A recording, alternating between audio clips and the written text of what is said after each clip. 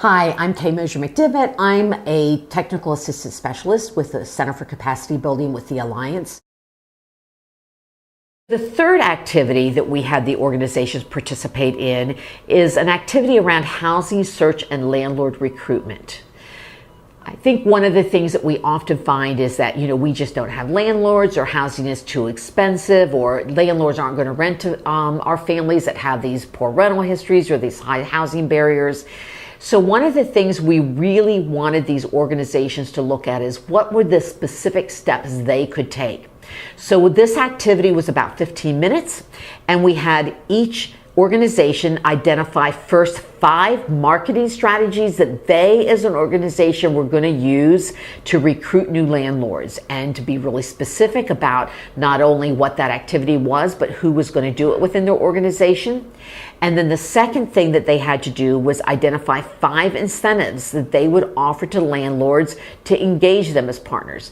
What would be the types of things that would incentivize a landlord to rent to you? Maybe they would offer some additional case management assistance to even other folks that this particular landlord might be renting to that may be having some problems, or they offered some additional activities that their participants could participate in, like landlord tenant classes. And so the landlords knew then that anybody coming to rent from them would have had some increased education and understand their leases, or just selling the organization as a whole, the availability of a case manager if there is a problem down the road. The really cool thing that we did at the end of this was we again put up flip charts, and we then listed everything that everyone said. So at the end of this activity, you didn't only have the activities that you had identified you were going to work on, both for the incentives you were going to develop and the recruitment and marketing activities,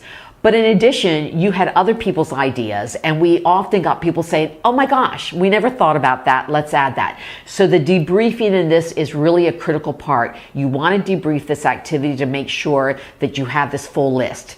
Then, as a follow-up afterwards, it's important to keep this information with you and take it back to your organization as a facilitator, and then to type up a list that you can then share with everybody across the Learning Collaborative, so they have this list, so that even when they create some new things, they can go back and get some other ideas. If one idea doesn't work, there's always another idea.